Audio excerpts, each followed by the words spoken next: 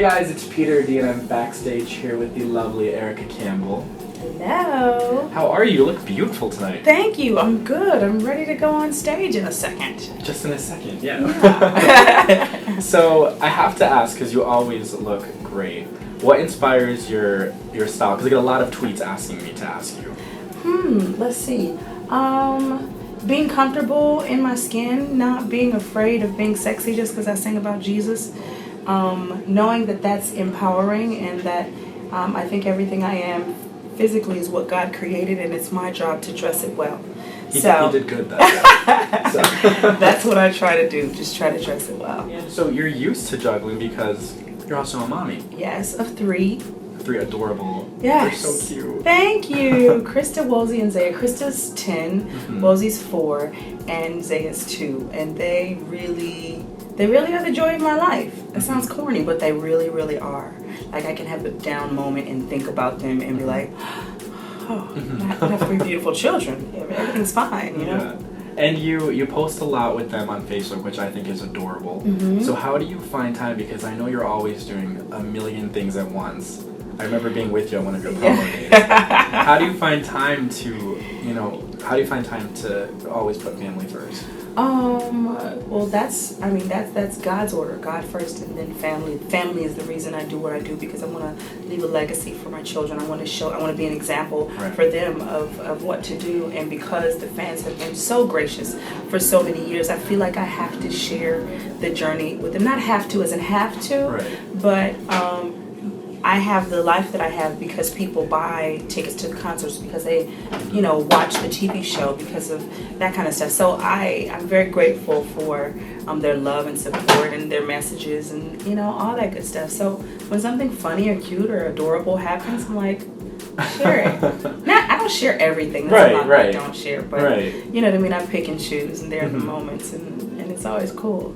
So do you see them kind of ever do you think that they're one day going to go into this business as well? Because you can sing your butt off. So they must have gotten some of that. Do they ever sing or do they dance? Oh my God, they sing all the time, especially Krista. Krista has been putting on shows since she was 2 years old. She would take a sheet, put it over her bunk bed, and say, Mommy, when I count to 3, pull it back.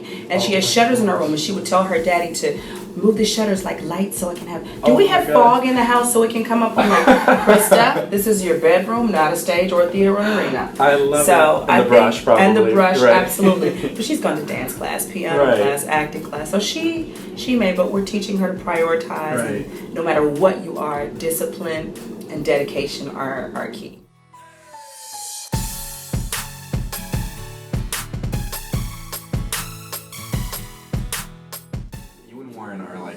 Adorable together, and I know you guys work together too. Yes. Is it hard to kind of keep, things? Because I know it's hard sometimes when you're working with somebody to still maintain a solid relationship, but you guys seem to do it effortlessly. Not hard at all. Yeah. I mean, you can work and kiss at the same time. Who wouldn't like that job? Communication. We started off, I think, even when we were dating, talking a lot, the honest conversations about things you like and don't like.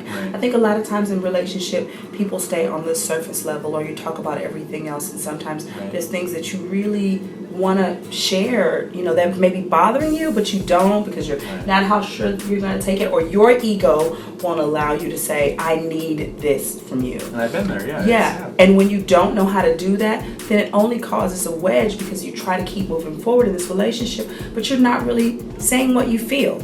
And we've learned to say what we feel, even when it hurts and stings. And, sometimes I tell him, I love you, but I don't like you today. Give me about 5 minutes, and I'll talk to you in a minute.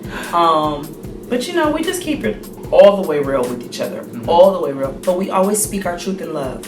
A lot of times people speak their truth, and it has anger with it. It has contention. It has resentment and all these things behind it. And truth with those things are not really truth. It's something else. But if you speak your truth in love, it can be received. Even if they don't like what you say, they can still receive it, especially when they know it's coming in love. And I think that's what has allowed me and Warren to kind of navigate through life. And, because we're in this business, and you may run into exes or people that are fond, especially because he's a producer.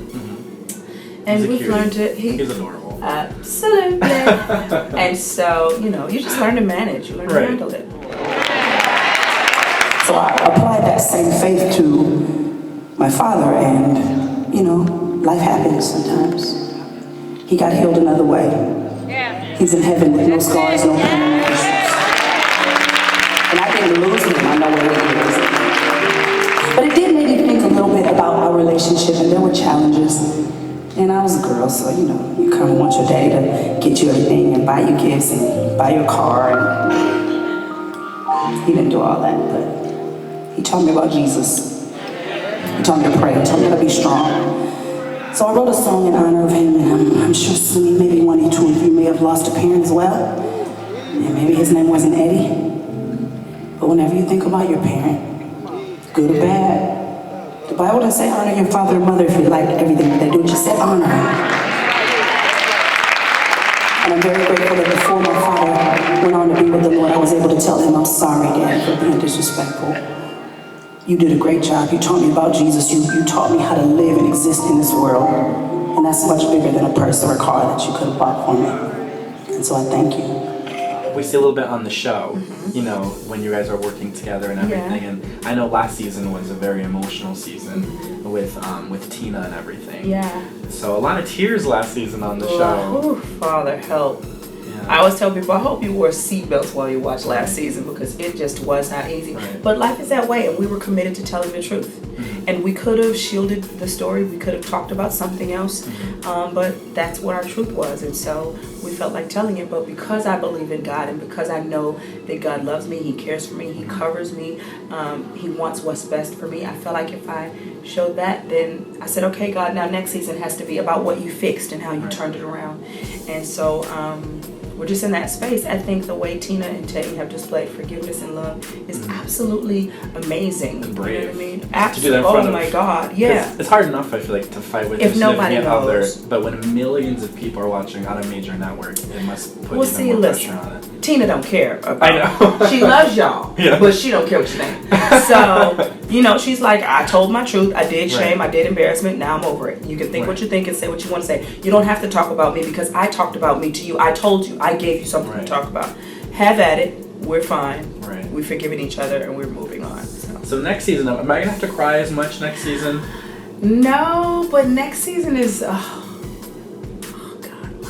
it's a lot of good stuff because it's my solo journey, and you'll see how it plays out with me and Tina and how she feels and our opinions. And she's a firecracker, that Tina. Yes, she's a different individual. Yes. She's a very different individual after what she's gone through, and she's like, if I can forgive him, then why would I hold anger or resentment towards anybody? Somebody who hurt me this bad, you just lied on me. I could forgive you. That's not a big deal. That's not the end of the world. And I think the message of forgiveness will be so huge for a lot of people to hear, because a lot of times we feel justified in holding on to things. You hurt me when I was 17. I'm 27 and now I'm still holding it. Or sometimes I'm 47 and I'm still holding on to something that happened when I was 22 years old. It teaches you to accept it. You can't change it. It's not going to undo it.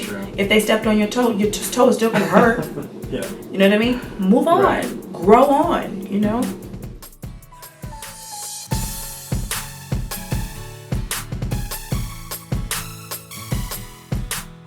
So speaking of solo career, you had quite, I don't even know if amazing would be the right word. You were nominated for a Grammy. Yes. You released your first solo Yes. album, which did so well. What was that like for you? It has been really, really amazing, liberating. I feel like I'm growing as a woman, as an artist. You know, because you spend so many years next to somebody. Everything is, what are we wearing? Where are we going? What are we doing? What are we singing? You know, when are we flying? Who are we hiring? Who are we firing? And now it's just me, how I want to express myself on stage, you know, how I want to connect with the fans, and it is a beautiful thing. It was really scary at first, but you know, it was because A Little More Jesus was out a year before the album came out. When the album came out, it was #1 for 6 weeks. I was like, oh. It was crazy. And I just, you know, Dove Award, and I just nominated for a Soul Train Award. It's a bunch of good stuff happening. I'm now executive producer on another reality show because we're very happy with what has happened on the Mary Show. Me and Tina are executive producers, so that's great. I'm now an executive producer of another show, and I have a nail polish line coming. So I'm expanding who I am. I'm tapping into all sides of creativity and really trying to share it with the world. So what can we expect next year in terms of music? Is it more new Mary or more new Erica first? That's a good question. And that's what I'm here for. I'm here for those hard-hitting questions, Erica. I don't know. Well, Tina's recording solo music now. Oh, cool. So does she kind of come through for any advice because you've already kind of done it? Well, see, the thing is this about Tina. She has her idea of how she wants things to go. Mm-hmm. She wants your advice, but only so much. Right. So she's gonna do it her way. Well, I can't wait. I can't wait to see, and I wish you all the best of luck. And we can't wait to see you perform in just a couple minutes. Okay. So I'm gonna let you go and do that. Alrighty. Okay.